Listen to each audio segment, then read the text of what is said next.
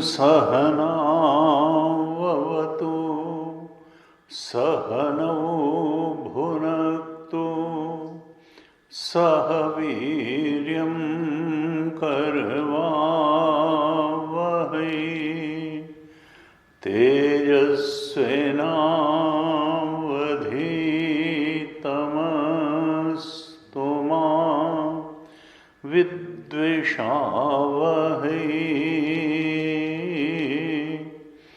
ॐ शान्तिः शान्तिः शान्तिः।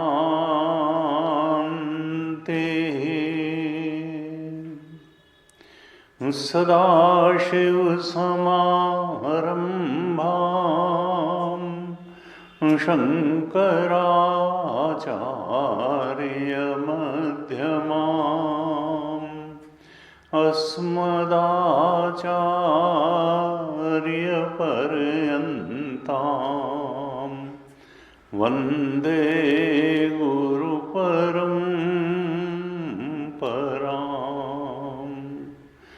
अज्ञानतिमिरान्धस्य ज्ञानाञ्जनशलाकया चक्षुरुन्मीलितं येन तस्मै श्री गुरवे नमः। तस्मै श्री गुरवे नमः। सच्चिदानन्दरूपाय विश्वोत्पत्त्यादिहेतवे तापत्रयविनाशाय श्रीकृष्णाय वयं नुमः। यं प्रव्रजन्तमनुपेतमपेतकृत्यं द्वैपायनो विरहकातराजुहाव पुत्रेति तन्मयतया तरवोभिनेदुः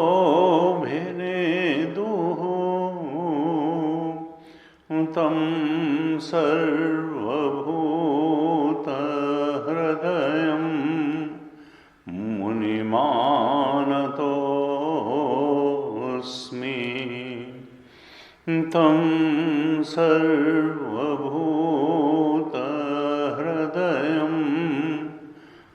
मुनिमानतोऽस्मि।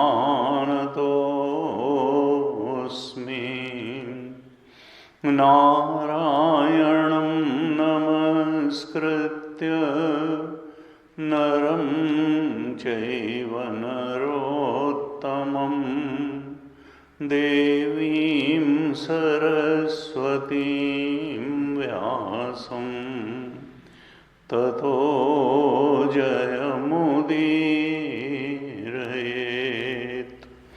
कृष्णाय वासुदेवाय हरये परमात्मने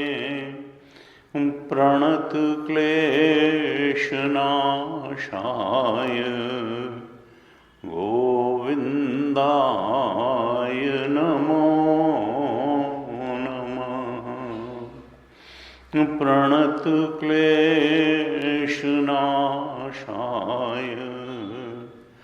गोविन्दाय नमो नमः।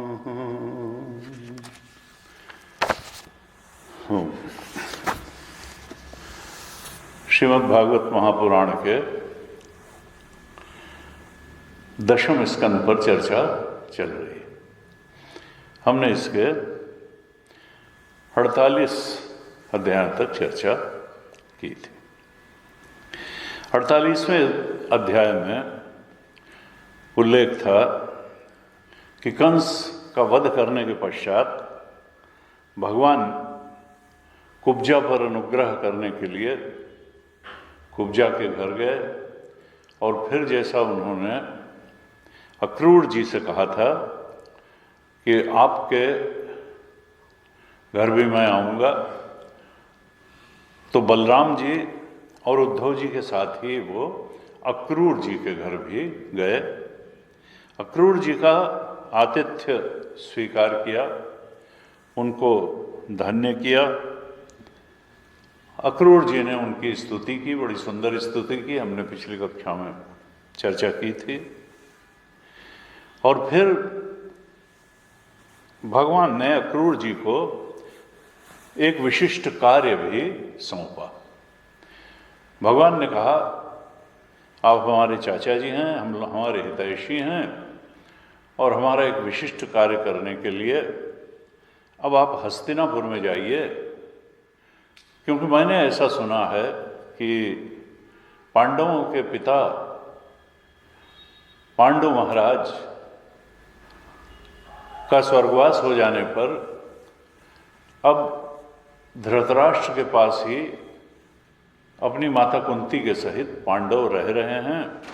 लेकिन धृतराष्ट्र एक तो अंधे हैं और फिर उनमें मनोबल की भी कमी है, और वो अपने पुत्र दुर्योधन और अपने साले शकुनी के विपरीत जाकर के कोई निर्णय करने का साहस भी नहीं कर पाते हैं।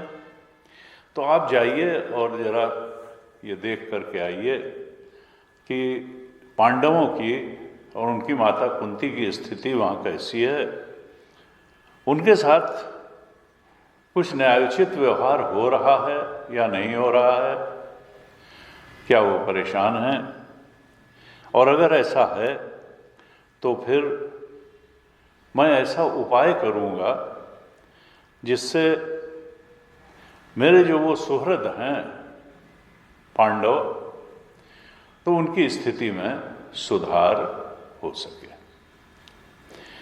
ऐसा उनको एक विशिष्ट कार्य सौंप करके और फिर भगवान कृष्ण बलराम जी के साथ और उद्धव जी के साथ वहाँ से अपने घर लौट आए। अब 49वें अध्याय में उल्लेख आता है कि भगवान ने जैसी आज्ञा दी थी अक्रूर जी को हस्तिनापुर जाने की, तो भगवान की आज्ञा के अनुसार अक्रूर जी हस्तिनापुर गए और वहाँ सबसे मिले। कुंती माता से भी मिले। कुंती तो बुआ हैं, भगवान कृष्ण की बुआ। धृतराष्ट्र से भी मिले, भीष्म पितामह से भी मिले, विदुर जी से भी मिले, कुंती देवी से भी मिले, पांडवों से भी मिले, सबसे मिले। और ये जानने के लिए कई महीनों तक वहां रहे हस्तिनापुर में कि धृतराष्ट्र अपने पुत्रों के साथ कैसा व्यवहार करते हैं और पांडवों के साथ कैसा व्यवहार करते हैं। वहां उन्होंने पाया कि धृतराष्ट्र में अपने पुत्रों के विपरीत, दुर्योधन आदि के विपरीत जाकर के काम करने का मनोबल है ही नहीं।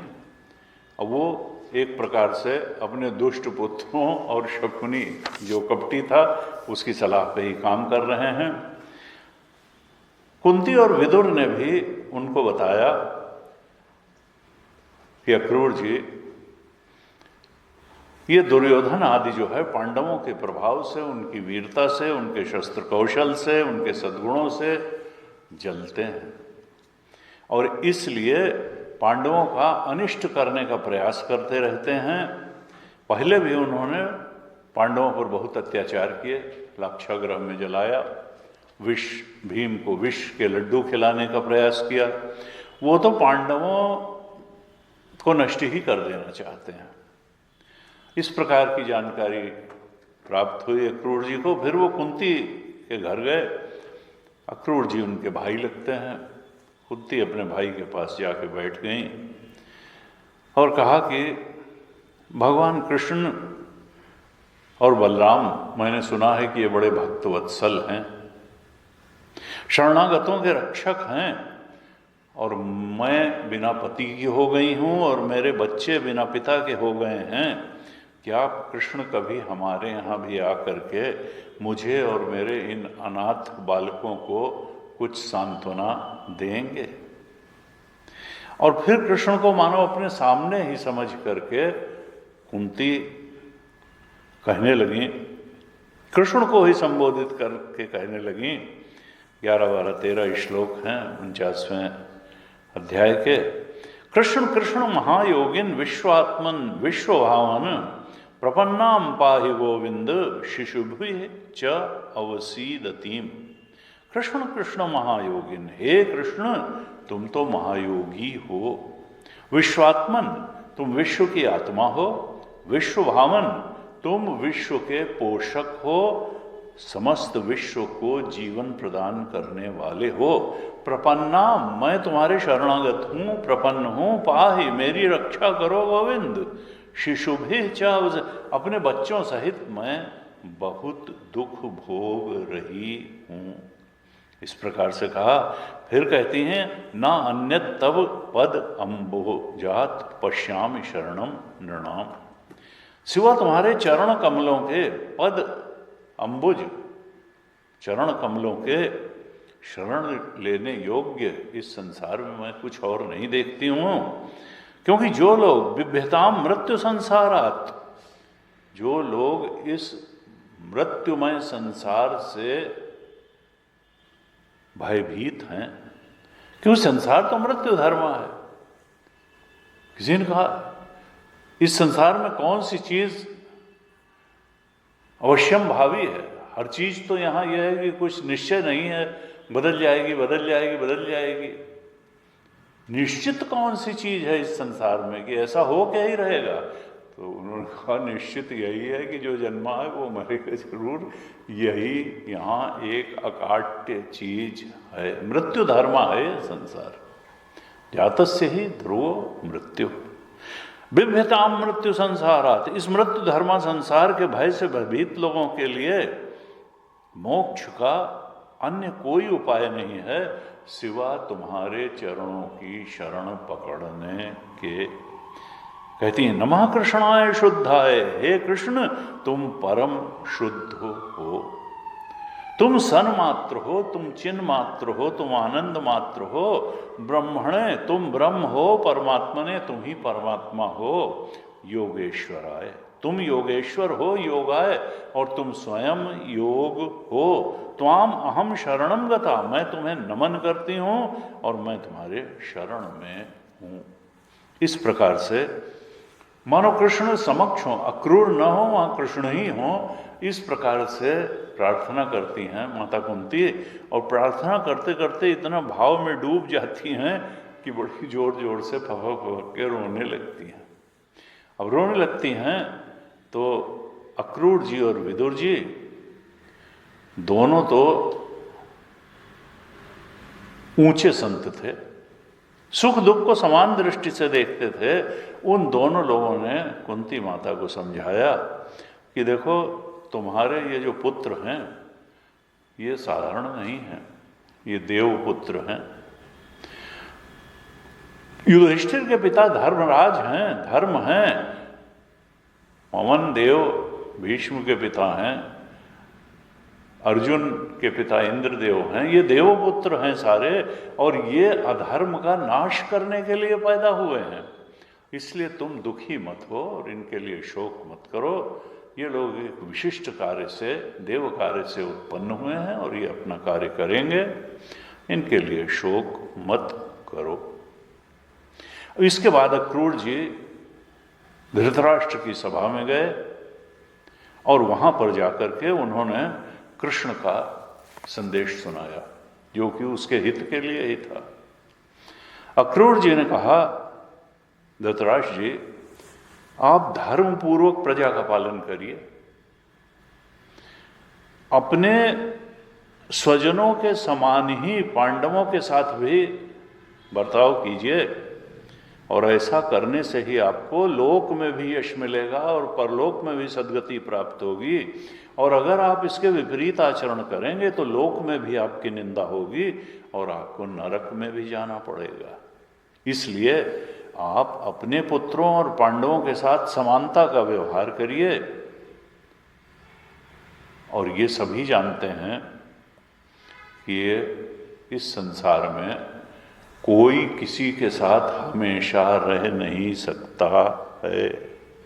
आप जानते हैं कि संसार में कभी कहीं कोई किसी के साथ सदा नहीं रह सकता है। हम जिनसे भी जुड़े हुए हैं उनसे एक दिन बिछुड़ना होगा। ये बात अपने शरीर के लिए भी 16 आने सत्य है। इस शरीर के साथ भी हम हमेशा नहीं रह सकते हैं, एक दिन ये शरीर से भी हमको बिछड़ना होगा। संसार में जो लोग हैं प्याऊ पर मिले हुए लोगों के समान हैं। जीव अकेला आता है, अकेला जाता है। और यह भी एक वास्तविकता है कि जब आप संपन्न होते हैं, समृद्ध होते हैं, सुखी होते हैं, तो सब लोग आपके साथ रहते हैं, और संकट के समय कोई साथ नहीं देता है। संकट सबको अकेले ही सहन करना पड़ता है। तो जब तुमको दंड भोगना पड़ेगा अपने पापों का, तो ये दुर्योधन वगैरह कोई तुम्हारा साथ नहीं देंगे।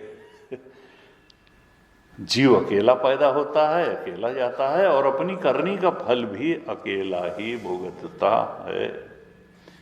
फिर कहते हैं अक्रूर जी, ये मूर्ख जीव जिन्हें अपना समझ करके अधर्म करके भी पालता पोसता है, वे ही इस जीव को, वो कितने भी निकट क्यों ना हो, इन प्राणों का भी पोषण करता है। एक दिन प्राण भी छोड़ के चले जाते हैं, धन भी एक दिन छोड़ देता है, आपके पुत्र कलत्र भी एक दिन छोड़ देते हैं, वो भी जीव उसको असंतुष्ट छोड़ के चले जाते हैं। जो अपने धर्म से विमुख है, सच्ची बात तो यह है कि वो अपने लौकिक स्वार्थ को भी नहीं जानता है। वो जिनके लिए अधर्म करता है वही उसे छोड़ देंगे, उसे कभी संतोष का अनुभव न होगा, और अपने पापों की गठरी सिर पे लाद के वो खुद घोर नरक में जाएगा। फिर बड़ा सुंदर श्लोक है, 25वां श्लोक।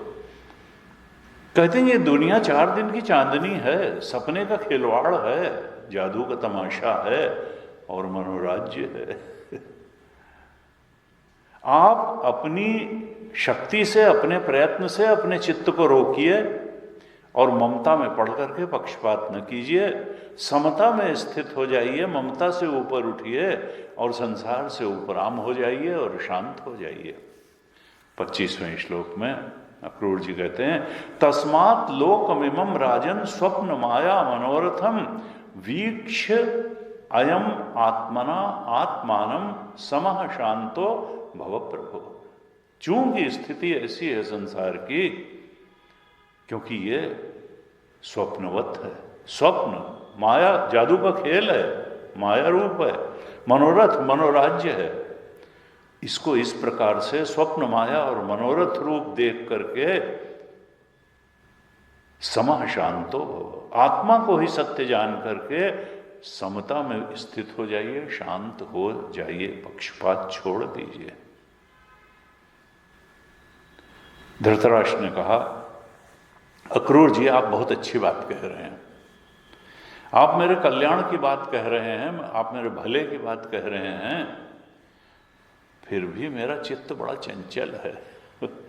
आपकी ये इतनी अच्छी सुंदर शिक्षा मेरे चित्त में ठहर नहीं रही है। मैं जान रहा हूं कि आप ठीक बात कह रहे हैं, सुंदर बात है, लेकिन मेरे चंचल चित्त में आपकी शिक्षा जरा सी भी नहीं ठहर रही है, क्योंकि मेरा हृदय ममता के कारण अत्यंत विषमता को प्राप्त हो गया है, विषम हो गया है। और इसलिए मैं ये जानते हुए भी ये बात बहुत अच्छी है लेकिन मैं इसको अपने चित्त में धारण नहीं कर पा रहा हूं। फिर कहते हैं अक्रूर जी, मैंने सुना है कि यदुकुल में भगवान का अवतार हुआ है, अब जैसी भगवान की इच्छा होगी वैसा ही होगा। शुकदेव जी कहते हैं इस तरह से अक्रूर जी ने धृतराष्ट्र का अभिप्राय जब जाना कि ये कृष्ण के उपदेश को इसने कह दिया कि मेरे चित्त में ठहरता ही नहीं है, यानी वो वही करेगा जो उसको ममता से ऊपर उठ करके समता की बात उसको नहीं समझ में आई। अक्रूर ने लौट करके भगवान से कहा कि धृतराष्ट्र ने समझाने पर कोई ध्यान नहीं दिया, अब लगता है मार पड़ने पर ही इसकी बुद्धि ठीक जगह आएगी। इस तरह से अक्रूर जी ने मथुरा से लौट करके भगवान कृष्ण और बलराम के सामने धृतराष्ट्र का सारा व्यवहार, जैसा वो बर्ताव करते थे पांडवों के साथ, वो सब कह सुनाया। यहाँ पर 49वें अध्याय में जो पूर्वार्ध है दशम स्कंद का वो पूरा होता है। इसके बाद उत्तरार्ध की कथा चालू होती है। शुकदेव जी कहते हैं, परीक्षित, कंस की 2 रानियां थीं, अस्ति और प्राप्ति। उनका नाम था अस्ति और प्राप्ति। जब कंस का वध कर दिया भगवान कृष्ण ने, तो ये जो दोनों रानियां अस्ति और प्राप्ति थीं, पति की मृत्यु से इनको बड़ा दुख हुआ और तब वो मथुरा छोड़ करके अपने पिता जरासंध के पास, जो मगध राज था, मगध का राजा था, उस मगध के राजा अपने पिता जरासंध के पास चली गईं और फिर वहाँ जाकर के उन्होंने अपने विधवा होने के कारणों का उनसे वर्णन किया। और वो सब सुन करके जरासंध बहुत शोकग्रस्त हो गया और उसने प्रतिज्ञा की कि मैं अब पृथ्वी पर एक भी यदुवंशी को नहीं रहने दूंगा। और फिर 23 अक्षौहिणी सेना के साथ वो आया और मथुरा को चारों तरफ से घेर लिया। अब ये जरासंध क्या है? ये 2 टुकड़ों में पैदा हुआ। जब ये पैदा हुआ तो 2 टुकड़ों में पैदा हुआ और वहीं मगध में जरा नाम की एक राक्षसी थी। उस राक्षसी ने इसके उन दोनों टुकड़ों को संधान करके, यानी जोड़ दिया एक में। तो 2 टुकड़ों को जोड़ करके ये चूंकि पैदा हुआ, इसलिए इसका नाम हो गया जरासंध। और अध्यात्म में ये क्या है? अध्यात्म में ये देहाध्यास है, कर्म का बंधन है। जरासंध, हम भी तो देह से जुड़े हुए हैं ना, हम हैं तो चेतन, हम भी तो 2 टुकड़े जुड़े हुए हैं ना, एक चेतन है और एक जड़ देह है और एक चेतन आत्मा है। 2 टुकड़े जोड़ के हम भी जरासंध ही हैं। देहाध्यास है, कर्म के बंधन में पड़े हुए हैं, इसलिए क्योंकि कर्म तो देह करता है, इच्छाओं के कारण करता है, संसार में करता है, और चेतन उसको अपने ऊपर लाद लेता है कि मैंने किया। तो ये देहाध्यास है, ये कर्म बंधन है जरासंध।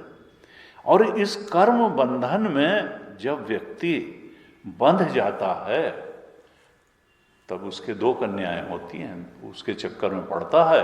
अस्ति और प्राप्ति, इतना मेरे पास है और इतना मैं और पालूंगा, इसी चक्कर में दुनिया जीवन चलता रहता है। इसी को भगवान ने गीता के 16वें अध्याय के 13वें श्लोक में कहा, इदम अद्य मया लब्धम। 16 अध्याय के 13वें श्लोक में गीता में भगवान ने कहा, इदम अद्य मया लब्धम, इतना तो मैंने आज प्राप्त कर लिया है। और इदम प्राप्त से मनोरथम, मेरी इच्छा है कि इतना मैं और पालूं, ऐसा मेरा मनोरथ है। इदम अस्ति, इतना तो मेरे पास है, इदम अस्ति इदम अपि में भविष्यति पुनर्धनम, और भविष्य में मैं इतना और प्राप्त कर लूंगा।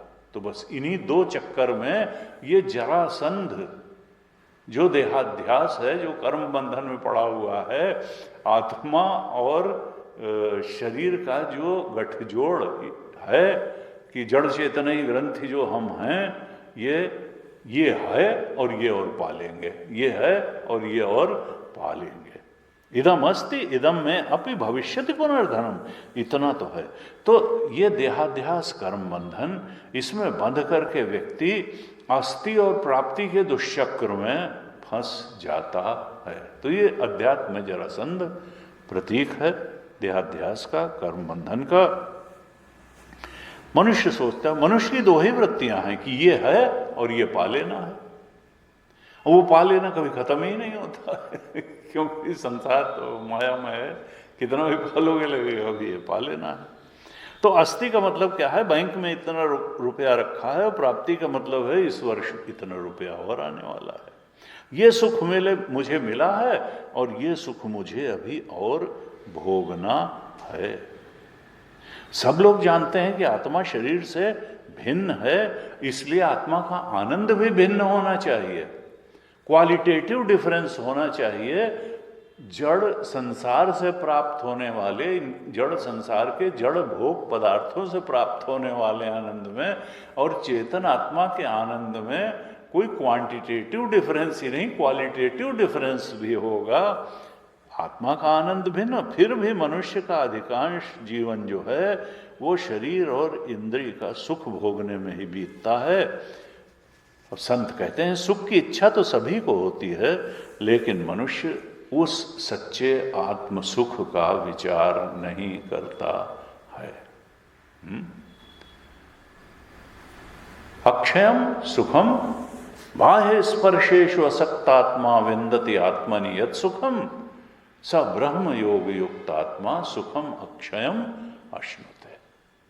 छठे अध्याय के 21वें श्लोक में भगवान ने कहा।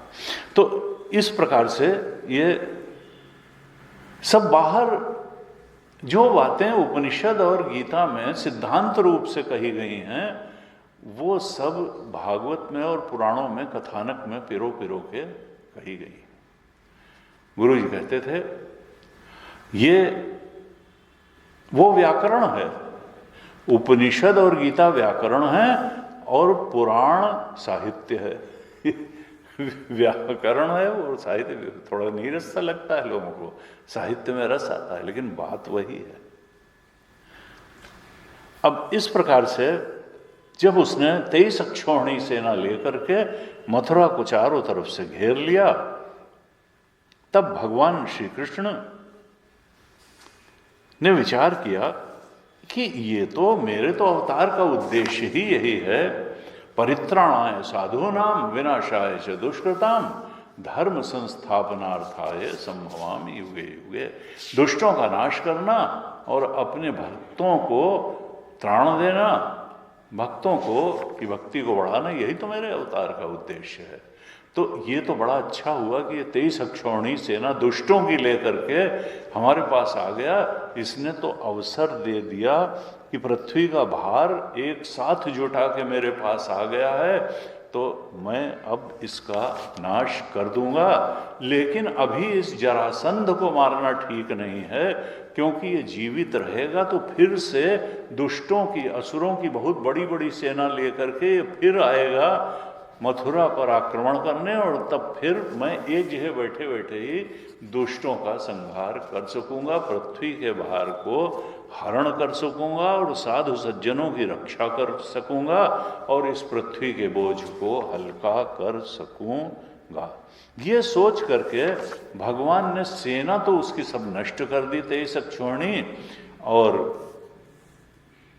जैसे ही भगवान ने ये विचार किया,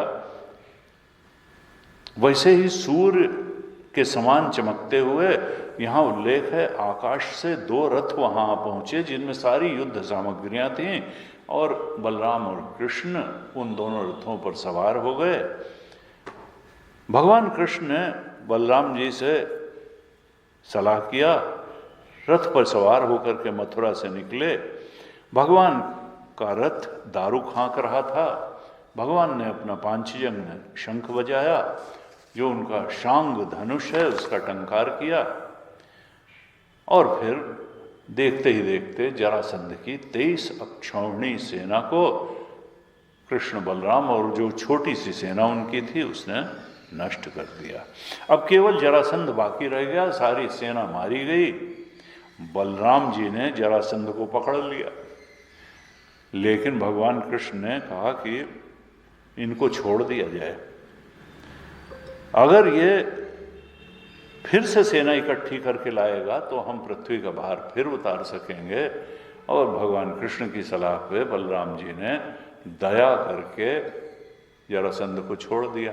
अब ये जरासंध तो वीर था, इसके लिए ये अत्यंत लज्जा की बात हो गई कि कोई शत्रु मुझे पकड़ ले और फिर मुझे दया करके मुझको छोड़ दे। तो ये मर करके जितना परेशान न होता है, ये जिंदा छोड़ दिए जाने से उससे ज़्यादा उदास हो गया। उसको बड़ी लज्जा मालूम हुई कि कृष्ण और बलराम ने एक दीन व्यक्ति की भांति दया करके मुझे छोड़ दिया। उसकी सारी सेना मर चुकी थी, उपेक्षा पूर्वक उसे छोड़ दिया गया था। अब वो अत्यंत उदास होकर के बुझे मन से अपनी राजधानी मगध देश में वापस आ गया। और भगवान की सेना में लिखा है कि किसी का बाल बांका न हुआ, मथुरावासी भय रहित हो गए। भगवान कृष्ण ने अपार धन और आभूषण जो उनकी वो सेना के साथ लाया था वो सब इकट्ठा कर लिया और उसको खुद नहीं रखा, उग्रसेन राजा के पास भेज दिया, क्योंकि युद्ध में जीते हुए धन पर राजा का अधिकार होता है। राजा उन्होंने उग्रसेन को बना दिया था, कंस के पिता को, उनके पास सारा धन भेज दिया। और यहाँ उल्लेख है इस तरह से 17 बार वो जरासंध 23 अक्षौहिणी सेना इकट्ठी कर करके और मथुरा को जीतने के उद्देश्य से आया 17 बार। और हर बार भगवान कृष्ण की शक्ति से यादवों ने उसकी सारी की सारी सेना को नष्ट कर दिया। जब 18वीं बार वो आने ही वाला था और सेना एकत्रित कर रहा था, उसी समय नारद जी तो बस भगवान का कार्य भी करते हैं और जो बात जहाँ नहीं है वहाँ जाके बताए जाते हैं। उन्होंने कालयवन, एक था म्लेच्छ था, कालयवन को जाके बताया कि तुम बड़े युद्ध पिपासु हो, इस समय मथुरा में बलराम और कृष्ण हैं, वो भी बड़े युद्ध प्रेमी हैं, तुमको अपने बराबर का युद्ध करने वाला कोई नहीं मिल रहा है त्रिलोक में, तुम जाओ जरा उनसे युद्ध करो जा करके, वो भी बड़े तगड़े योद्धा हैं, तो तुम्हारी जो युद्ध पिपासा है उनसे युद्ध करके शांत हो जाएगी। यहाँ लिखा है कालयवन को जब नारद जी ने ऐसा कहा तब वो 3 करोड़ म्लेच्छों की सेना लेकर के आया और मथुरा को घेर लिया। जब भगवान कृष्ण ने देखा कि इस समय तो 2 तरफ से मथुरा पर आक्रमण का अब एक खतरा आ गया है, 2 विपत्तियां मथुरा पे एक साथ मंडरा रही हैं। एक तरफ से वो आने वाला है 18वीं बार 23 अक्षौहिणी सेना लेकर के जरासंध, और ये कालयवन जो है 3 करोड़ म्लेच्छों की सेना लेकर के आ गया है। अब अगर हम इसके साथ लड़ने में लग जाएंगे तो कहीं वो आकर के चुपचाप दूसरी तरफ से मथुरा वासियों को नष्ट न कर दे, कैद न कर दे, बंदी बना के न ले जाए। इसलिए अब ऐसा है कि ये सुरक्षित जगह नहीं रह गई है। अब हमको किसी सुरक्षित स्थान पर एक किला बनाना चाहिए, नगर बनाना चाहिए और मथुरा वासियों को वहाँ भेज देना चाहिए। तब ऐसी सलाह करी बलराम जी से, और तब भगवान कृष्ण ने समुद्र के भीतर एक ऐसा दुर्गम नगर बनवाया जिसमें सब कुछ अद्भुत था, और वो क्या था? द्वारिका। द्वारिका का निर्माण कराया। वहाँ सभी वस्तुएं अद्भुत थीं, बड़ी बड़ी सड़कें थीं, चौराहे थे, गलियां थीं, उद्यान थे, उपवन थे, उसमें चारों वर्ण के लोग निवास करते थे। इंद्र ने वहाँ पारिजात वृक्ष भेज दिया, सुधर्मा सभा को भेज दिया। वरुण जी ने ऐसे बहुत सारे घोड़े भेज दिए जिनका एक कान श्याम वर्ण का था और जिनकी चाल मन से भी तेज थी।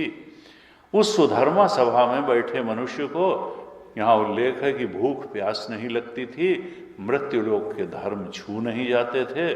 कुबेर जी ने वहाँ 8 निधियाँ भेज दी और फिर भगवान ने अपने जितने स्वजन संबंधी थे उन सब को अपनी योग माया के द्वारा द्वारका में पहुँचा दिया। अपनी शेष प्रजा की रक्षा के लिए बलराम जी को मथुरापुरी में ही रख दिया और उनसे सलाह करके अपने गले में कमलों की माला पहने हुए बिना कोई अस्त्र शस्त्र लिए वो नगर के दरवाजे से बाहर निकल आए। अब ये द्वारका है क्या? अध्यात्म में ये द्वारका क्या है? तो कहते हैं ये द्वारका जो है, ये का मतलब होता है ब्रह्म। द्वारका का मतलब है ब्रह्म विद्या पुरी। ये जरासंध क्या है? जरा का मतलब क्या है? जरावस्था, बुढ़ापा। एक जरासंध का मतलब ये भी। जरा अवस्था जब आती है तो शरीर रूप जो ये मथुरा नगरी है ये रोगों से ग्रस्त हो जाती है, क्षतिग्रस्त हो जाती है, यहाँ पे शक्तिहीन होने लगता है। तो जीवन के उत्तरार्ध में बहुत सावधान रहना चाहिए, क्योंकि तब जरासंध लड़ने आएगा। डोंगरे जी महाराज कहते थे, भोजन न पचना, आंख से अच्छी तरह न दिखाई देना, थकावट लगना, यही जरासंध की सेना है। 17 बार जरासंध यानी बीमारी आती है, लेकिन 18वीं बार जरासंध काल यवन को लेके आता है, यानी काल के साथ आता है। 18वीं बार जरासंध काल यवन को लेकर के जब लड़ाई लड़ने आता है, उस समय इस मथुरा नगरी को यानी शरीर को छोड़ना ही पड़ता है। अंत में कृष्ण रूप चेतन इस जड़ शरीर रूप मथुरा को छोड़ करके चले जाते हैं। चेतन इस जड़ शरीर से, मथुरा मानव शरीर है और द्वारका जो है ब्रह्मलोक है, तो ये चेतन जो है छोड़ के चला जाता है।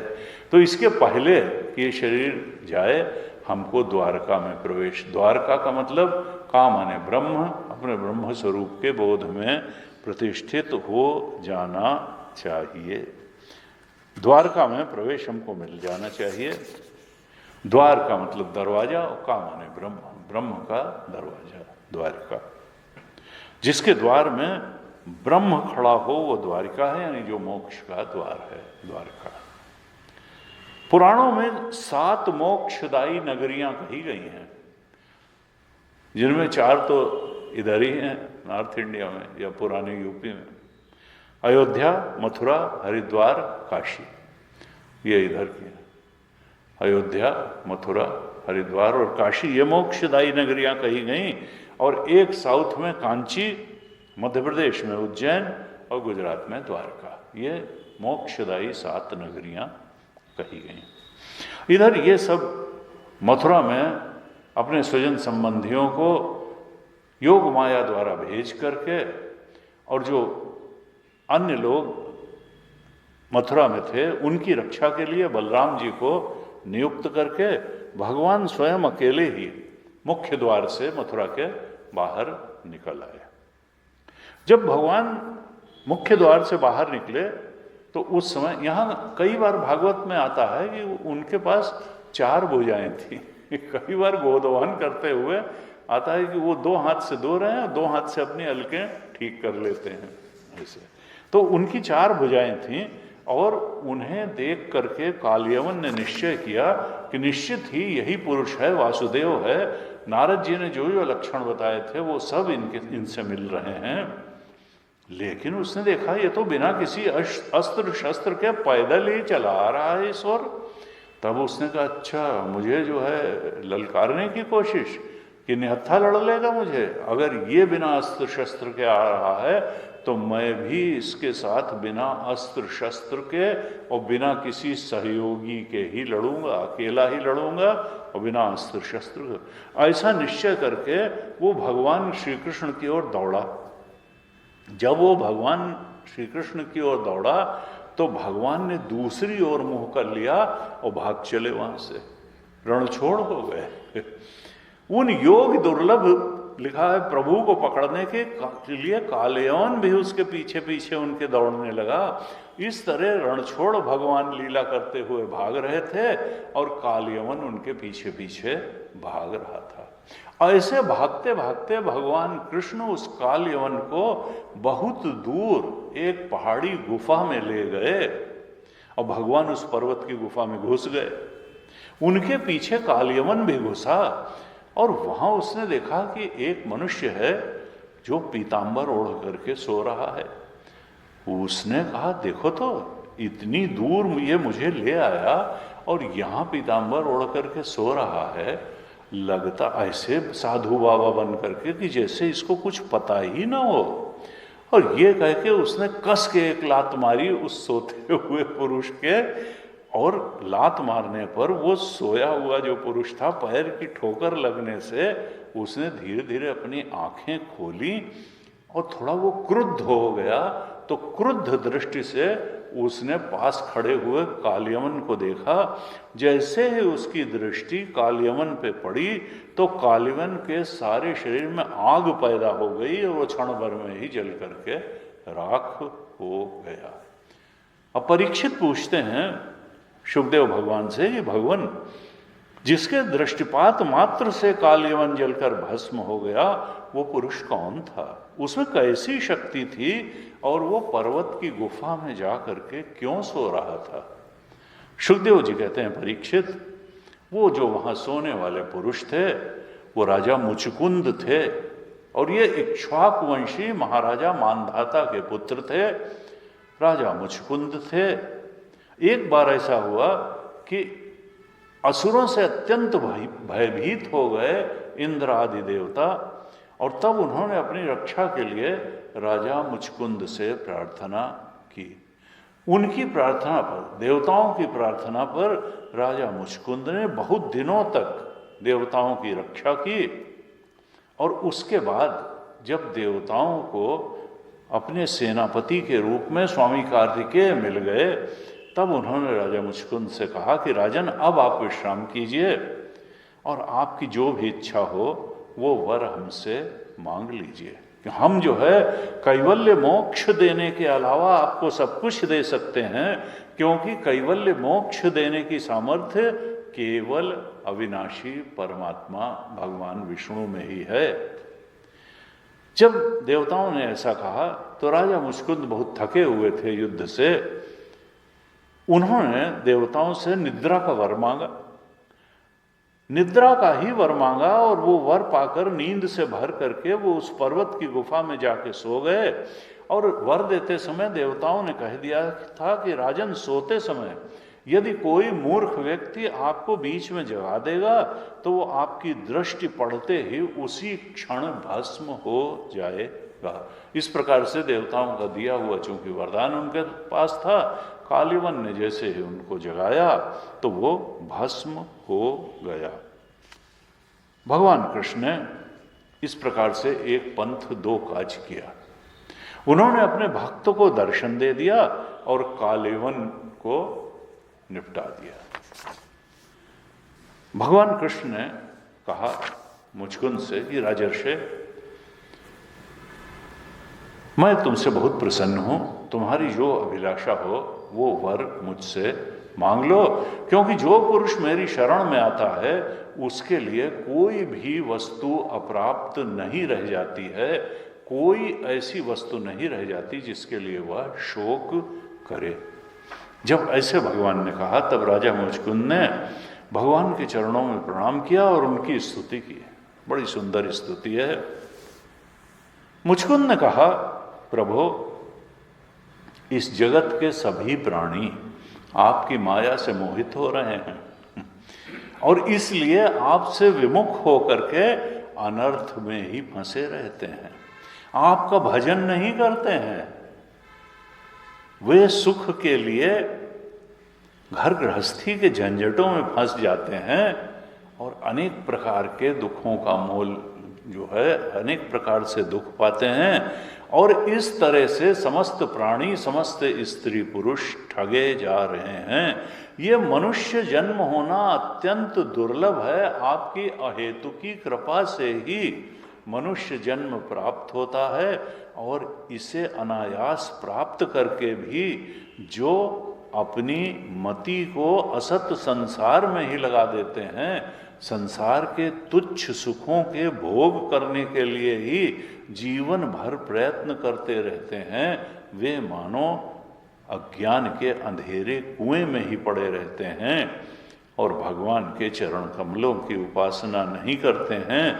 वो तो ठीक उस पशु के समान हैं जो तृण के लोभ से अंधेरे कुएं में गिर जाता है। हाथी पकड़ने के लिए कहते हैं, यही करते हैं, घास वास से गड्ढा बड़ा खोद करके उस पर घास ढक देते हैं, वो घास के लोभ से आता है, वो गड्ढे में फंस जाता है, फिर इतना बड़ा जानवर पकड़ लिया जाता है। तो मनुष्य के लिए भी ये संसार के जो मोह कर देने वाले पदार्थ हैं, भगवत भजन छोड़ करके संसार के ही पीछे भागना, ये तो जो है फिर असत संसार के ही पीछे रहना है। ये मनुष्य जीवन का सदुपयोग नहीं है। ये तो साधन धाम मोक्ष कर द्वारा, पाए न जेहि परलोक संवारा, नर्तन भव वारिधि कहूँ बेरो। ये तो भवसागर को पार जाने के लिए बेड़ा है मनुष्य शरीर। नर्तन पाए विषय मन देहि, पलट सुधा ते सठ बस विष लेहि। नर्तन का सम नहीं कहुन्यु देहि, जीव चराचर जाचत देहि। ये बड़ा दुर्लभ है मनुष्य शरीर और इसका तो बस भगवत चरणों की उपासना करने में अगर इसका उपयोग हो तो यही सर्वोत्तम उपयोग है।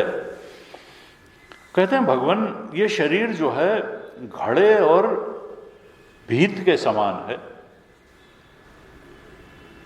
यहां सत्य क्या है? कई बार ये होता है कि भाई कार्य सत्य है, डॉक्टर साहब भी कह रहे थे, इसको उलट दिया जाए तो। बाद में मुझे लगा उनके कहने का मतलब क्या था। वो कहने का मतलब ये नहीं था उनका कि उसमें रस्सी की जगह सांप हो, सांप की जगह रस्सी कर दिया जाए। उनका कहने का मतलब शायद ये था कि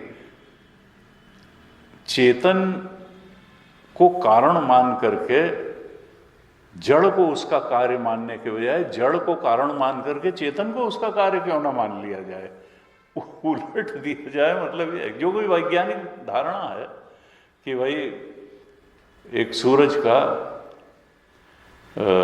टुकड़ा अलग हो गया सूरज से और वो धीरे धीरे बिग बैंग से वो हुआ और फिर बरसातें शुरू हो गई, वो ठंडा हो गया और उसमें एमिनो एसिड बन गए, एमिनो एसिड की चेन बन गई तो डीएनए बन गया, उसके आसपास प्रोटीन कवरिंग आ गई तो वायरस बन गया, वायरस से बैक्टीरिया बन गया, फिर उससे लोअर एनिमल्स बन गए, लोअर से हायर एनिमल्स बन गए, मैमल्स बन गए, मैमल्स का सरताज मनुष्य बन गया।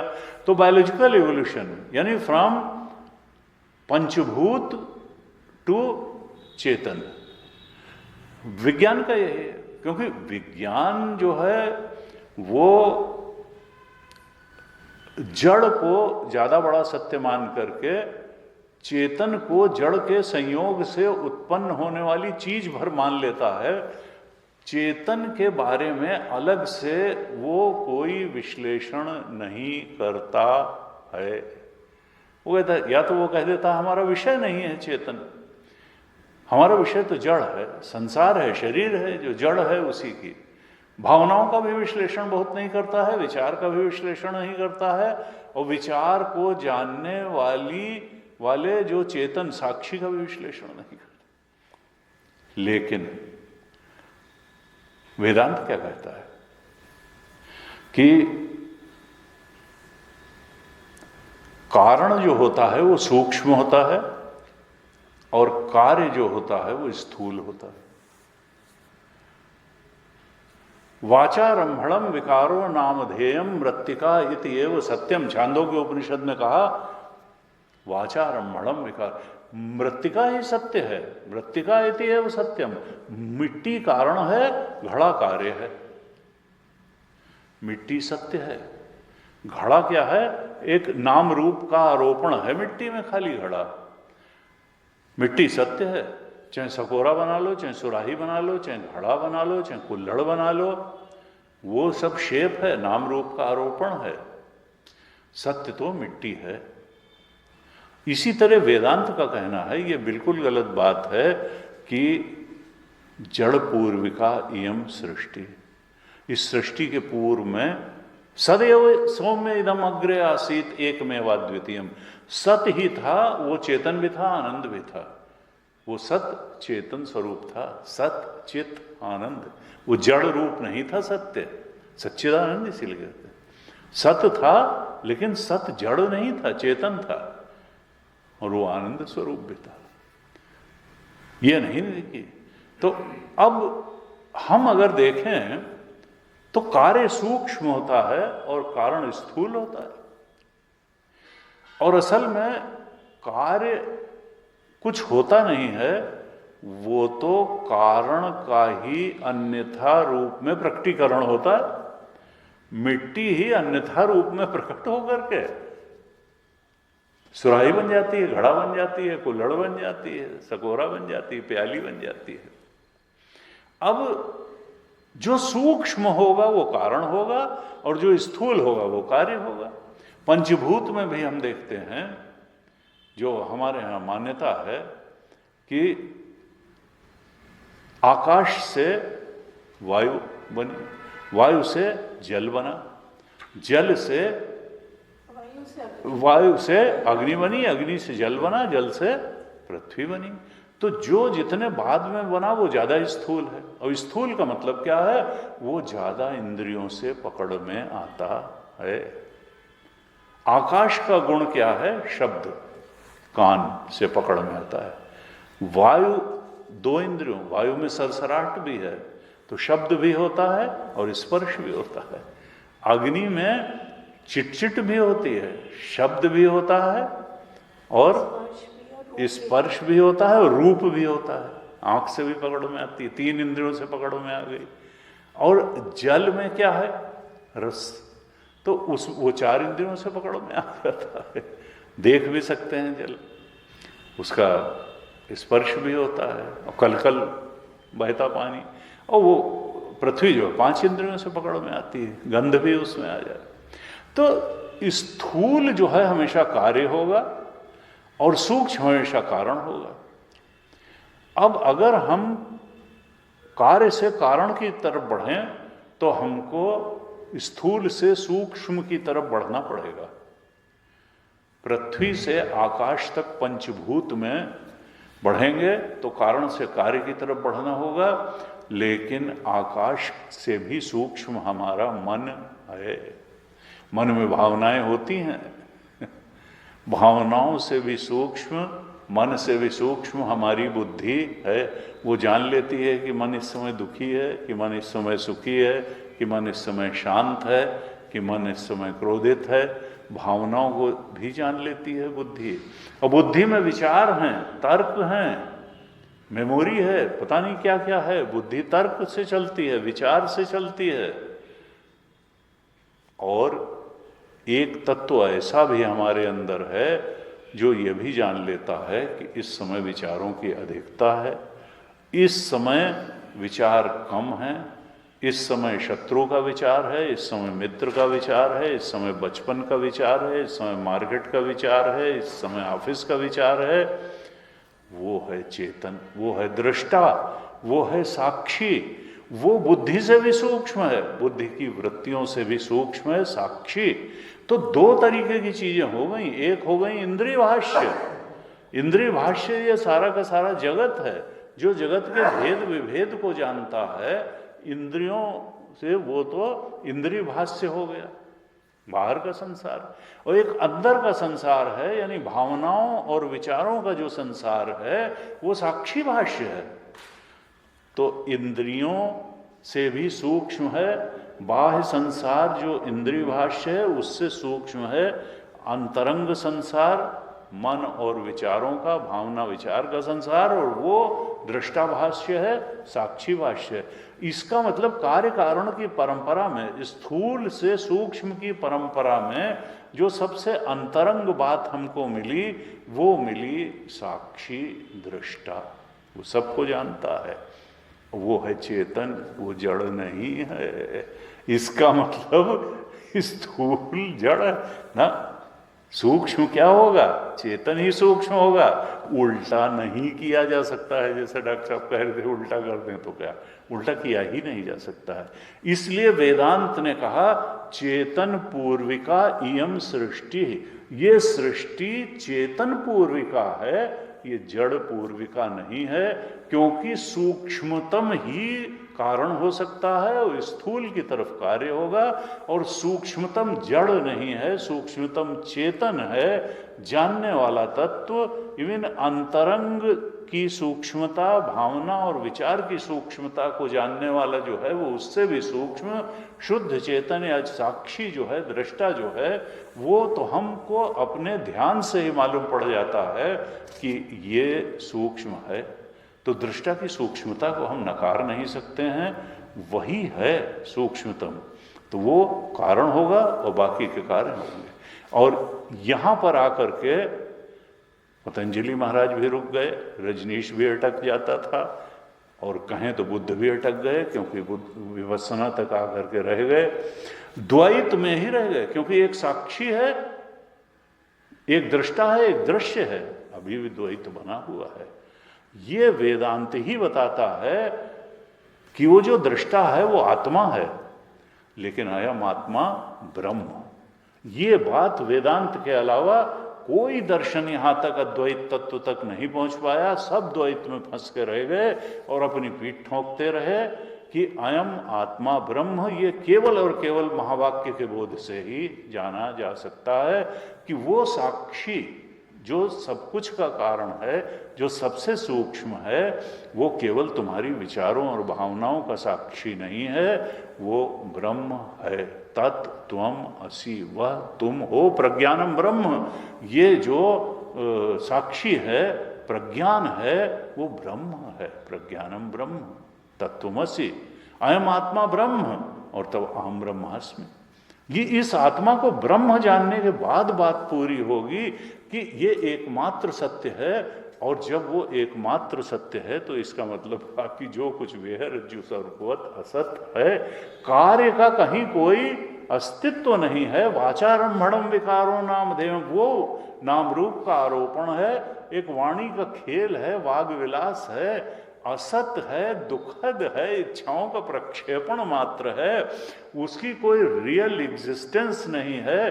वो स्वप्नवत है, मरीचि का उदकवत है, मृगजल के समान है, आकाश में नीलिमा के समान है, उसका कोई अस्तित्व नहीं। इस बात को हम अगर तर्कपूर्ण ढंग से चलें और कुतर्क न करें और अपने अंदर ही उसको खोज करने की, कार्य कारण संबंध की भी खोज करने के चलें, तो असल में कार्य नाम की कोई चीज है ही नहीं। कार्य तो प्रतीति मात्र है। गौड़पादाचार्य जी ने मांडुक्य में इसको कि कार्य कारण मिथ्या, ये कुछ दूर तक ही चलता है कार्य कारण बीजांकुर न्याय, और मुर्गी पहले की, अंडा पहले, बीज पहले की। असल में तो एक ही सत्य है, एक ही तत्व है, और वो है चेतन, और वही ब्रह्म है, और वही तुम हो। उसके अलावा जो कुछ है वो आसक्ति के कारण है। असंगता अगर आ जाए, वैराग्य आ जाए, इसकी मिथ्यात्वता समझ में आ जाए, तो फिर हम इस दुष्चक्र से निकल आएंगे कि पहले क्या और बाद में क्या। पहले काल तो उस पर सुपर इम्पोजिशन है, देश उस पर सुपर इम्पोजिशन है, वस्तुएं भी उस पर सुपर इम्पोजिशन है। वो तो त्रिविध परिच्छेद शून्य नहीं, शून्य है, वो तो अपरिच्छिन्न चेतन है, चेतन को बंधन में डाला ही नहीं है। तो ये चीज़ जो है, मैं उस समय हमको उनका प्रश्न ही असल में बहुत क्लिक नहीं किया। बाद में मुझे लगा कि अच्छा ये इस रूप में इसको उल्टा कर कि मतलब जड़ पूर्व का यूं नहीं, जड़ नहीं हो सकता, क्योंकि हम तो जानने वाले तत्व हैं। वो सूक्ष्म तो चेतन है, जड़ कहाँ सूक्ष्म है। सूक्ष्म कारण होगा और स्थूल कार्य होगा, और दृष्टा तक तो हम एकदम ऐसे ही पहुंच सकते हैं। और फिर वेदांत का सहारा लेकर के अयम आत्मा ब्रह्म, ये हमको मानना ही पड़ेगा। इसीलिए गुरु की बात आती है। जैसे कुछ लोग कहते हैं अरे बिना गुरु के ही हम जान लेंगे ना, गुरु उपसत्ति वेदांत कहता है बहुत इंपॉर्टेंट एक एस्पेक्ट है।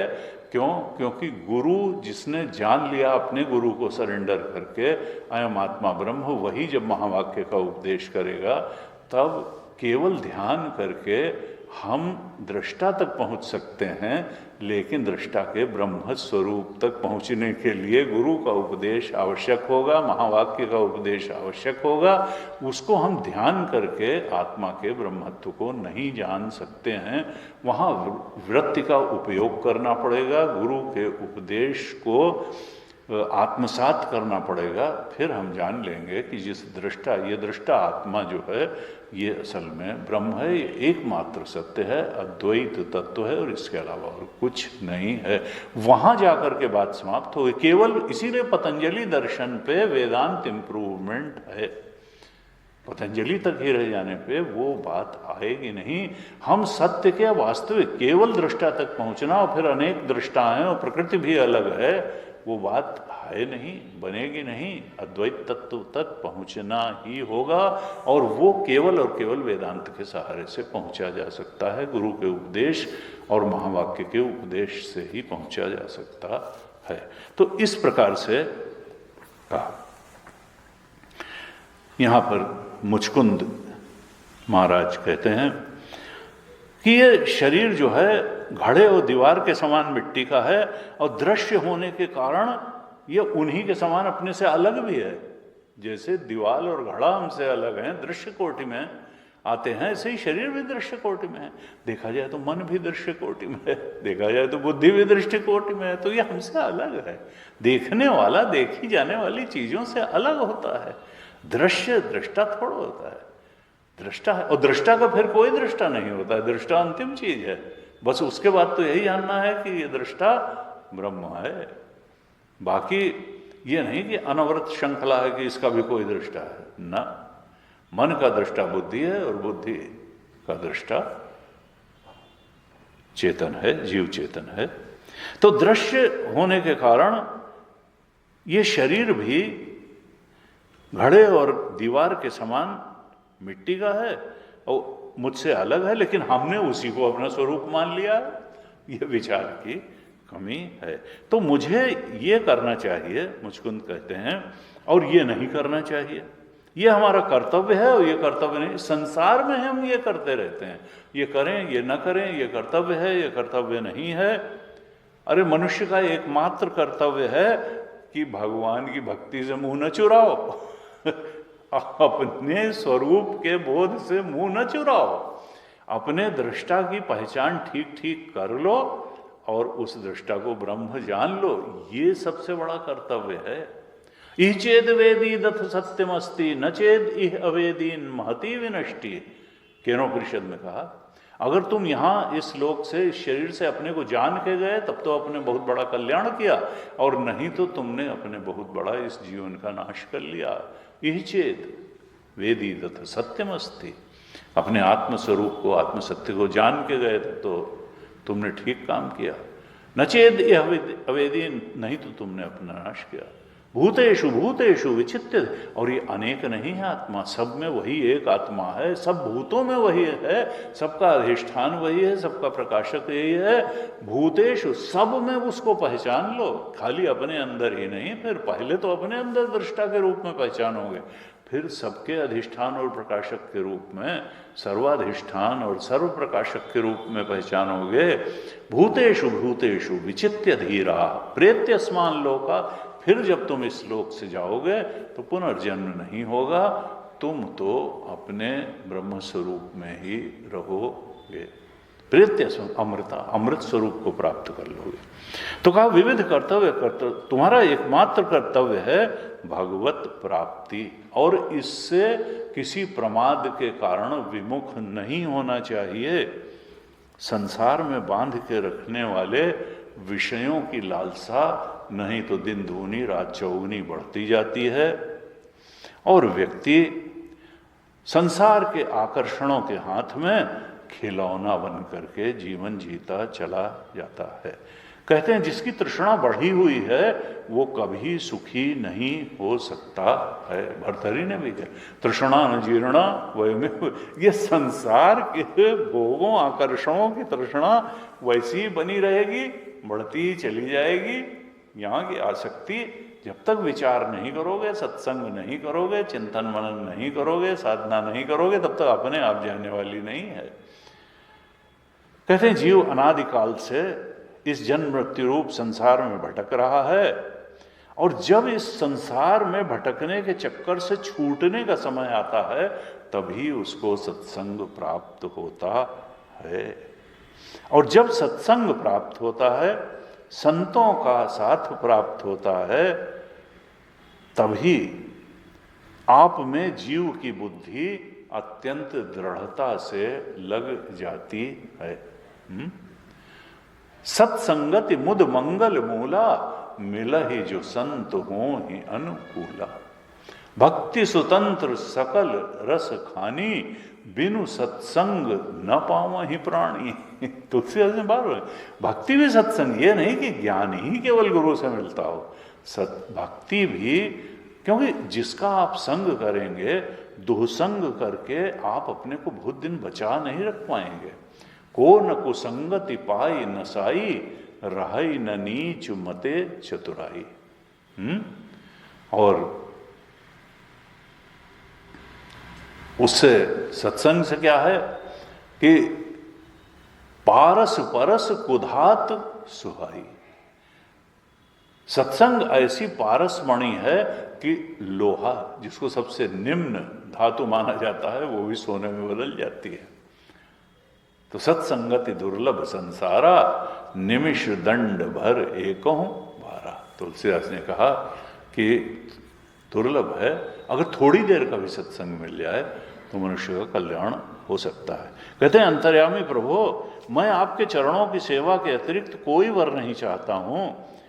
भगवान आप मोक्ष देने वाले हैं, और आपकी आराधना करके, आपका दर्शन पा करके भी कौन पुरुष होगा जो संसार से बांधने वाले विषयों का वर आपसे मांगेगा।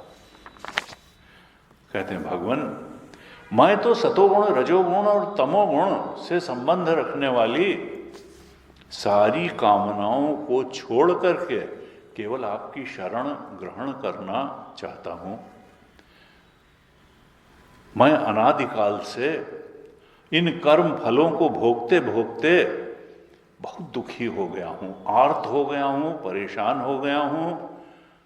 ये कर्म बंधन में पड़ करके कर्म फल मुझे घसीटते हैं, कभी यहाँ कभी वहाँ, इस परिस्थिति में, इस योनि में, उस योनि में। ये कर्म बंधन मुझे दिन रात इनकी ज्वाला जला रही है। ये जो मेरे 6 शत्रु हैं, कहते हैं मेरे 6 शत्रु हैं, क्योंकि हमने ज्ञानेंद्रियों को भोगेंद्रियां बना दिया। ये 5 ज्ञानेंद्रियां और 1 मन, ये मेरे से शत्रुवत व्यवहार करते हैं। मैं कहता हूं कि भगवत भजन में लगो तो ये कान जो है कुछ और सुनते हैं, आँख कुछ और देखती है। ये 6 शत्रु मेरे कभी शांत नहीं होते। मैं इनको घसीट घसीट के परमात्मा चिंतन में लगाता हूं और ये संसार चिंतन में ही लग जाते हैं। इनकी विषयों की प्यास कभी शांति ही नहीं होती है, बढ़ती ही जाती है। और भगवान इस कारण मुझे कभी एक क्षण के लिए भी शांति नहीं मिली। अब मैं आपकी शरण में आया हूं, क्योंकि आपके ही शरण भय से मुक्ति देने वाले हैं, मृत्यु और शोक से भी मुक्ति देने वाले हैं। भगवान मुझ शरणागत की रक्षा कीजिए। ऐसे भगवान के आगे शरणागत होते हैं। अब भगवान श्री कृष्ण ने कहा, महाराज मैं जानता हूं कि आपकी बुद्धि बड़ी शुद्ध है, आपका निश्चय बड़ा पवित्र है और बड़ा उच्च कोटि का निश्चय है। मैंने जो आपको वर मांगने का प्रलोभन दिया था वो केवल आपकी सावधानी की परीक्षा करने के लिए दिया था, लेकिन मेरे जो अनन्य भक्त होते हैं उनकी बुद्धि कामनाओं से इधर उधर नहीं भटकती है। और जो मेरे भक्त नहीं होते हैं उनकी वासनाएं कभी क्षीण नहीं होती हैं। यानी वासनाओं से, विषयों में भटकने से मुक्ति का, असंगता का भगवान कह रहे हैं एक ही साधन है, मेरी भक्ति, अनन्य भक्ति। तुम अपने मन और मनोभावों को मुझे समर्पित कर दो, मुझ में लगा दो, और फिर तुम स्वच्छंद रूप से पृथ्वी पर विचरण करो। मुझ में तुम्हारी विषय वासना शून्य निर्मल बुद्धि सदा बनी रहेगी। भगवान में तुलसीदास जी, जहां काम तह राम नहीं, जहां राम नहीं काम, दोनों कबहू कहोत हैं रवि रजनी एक ठाव। दिन और रात एक साथ नहीं होते हैं, राम और काम एक साथ नहीं होते हैं। अगर तुम राम केंद्रित जीवन जी रहे हो तो फिर काम केंद्रित जीवन नहीं जी पाओगे। और इसीलिए लोग सत्संग से कई बार भागते हैं कि हमारा सब चौपट हो जाएगा। तो हरि हरिओम। तो कहते हैं मुझ में तुम्हारी भक्ति सदा बनी रहे। अब भगवान कहते हैं कि तुमने शिकार आदि के अवसरों पे बहुत से पशुओं का वध किया है। देखिए, लोग कहते हैं कि नहीं नहीं, राजा लोग जो है वो शिकार खेलते थे और हमारे शास्त्रों में तो पशु वध को जो है वो माना गया है, ठीक सैंक्शन दिया गया है उसके लिए ना। यहाँ है अंतिम श्लोक में, कहते हैं अंतिम 2 श्लोकों में 51 अध्याय के, भगवान कहते हैं कि तुमने राजन शिकार आदि के अवसरों पे बहुत से पशुओं का वध किया है, और अब क्योंकि वो तो पाप कर्म हो गया, अब एकाग्र चित्त से मेरी तपस्या करते हुए, उपासना करते हुए तुम ये तप करो, उपासना रूपी तप करो, और उन पशुओं के वध रूप पाप को धो डालो उपासना से। और तब अगले जन्म में तुम ब्राह्मण बनोगे और प्राणियों के सच्चे हितैषी होगे। यानी ये भी भगवान की भक्ति है, प्राणियों का हित करना। प्राणियों के सच्चे हितैषी बनोगे, परम सुहृद होगे, और फिर तब तुम अगले जन्म में मुझ विशुद्ध विज्ञान घन परमात्मा को, यानी कॉन्शियसनेस इटसेल्फ, विशुद्ध विज्ञान घन मुझ परमात्मा को प्राप्त करोगे। संतों को कहना है कि अगले जन्म में यही श्रीधर स्वामी हुए। कुछ लोगों का कहना है ये नरसिंह मेहता के रूप में प्रकट हुए। तो इस प्रकार से कहा। अब डोंगरे महाराज कहते थे, भाई देखो, भक्ति की बड़ी महिमा है। घर में रहना है तो विवेक पूर्वक रहो। कहते थे सादा भोजन करो और सतत भक्ति करो। मन घर पर रहने से नहीं बिगड़ता है, लेकिन घर में बहुत ज्यादा ममता और आसक्ति रखने से मन बिगड़ता है। भगवत स्मरण करने से पाप की आदत छूटती है, और सतत भगवत स्मरण के बिना वासना का विनाश नहीं हो सकता है। इस प्रकार से ये 51वां अध्याय समाप्त होता है। इसके बाद में अब भगवान के विवाहों की कथा आने वाली है। रुक्मिणी जी से विवाह होगा, अन्य विवाहों का भी वर्णन है। हम अगली कक्षा से इस पर विचार करेंगे। आज ओम पूर्णमदः पूर्णमिदं पूर्णात् पूर्णमुदच्यते पूर्णस्य पूर्णमादाय पूर्णमेवावशिष्यते।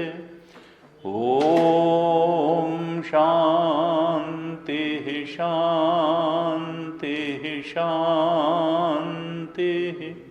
हरिः ओम। श्री गुरुभ्यो नमः। हरि ओम।